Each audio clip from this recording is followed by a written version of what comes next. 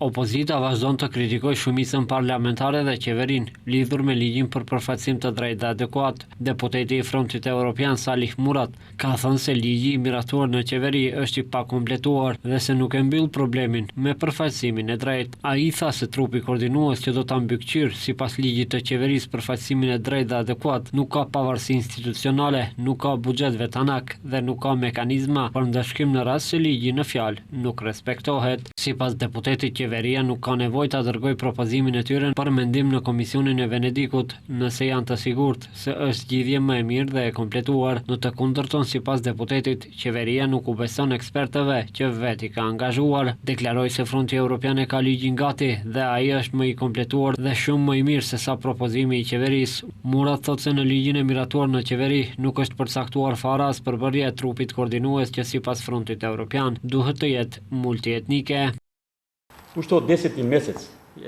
Ky është ligji përgatitur që Fronti Evropian e ka përgatitur nga tetori i kaluar.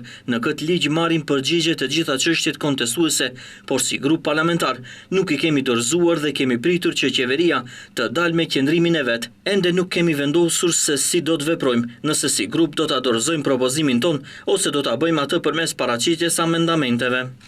Kritikat të vazhdueshme për ligjin për përfaqësim të drejtë dhe adekuat nga dita e miratimit të ligjit në qeveri kanë lëshuar edhe Bashkimi Demokratik për Integrim, Aleanca e Zjadin Selës, por edhe Aleanca e Arben Taravari që gjithashtu kanë reaguar edhe sot duke zbuluar mangësitë e ligjit në fjalë, ndërkaq nga Vlen në vazhdimsi thonë se kanë arritur që brenda një viti të bëjnë atë që subjektet tjera politike nuk kanë arritur ta bëjnë brenda 22 vitesh.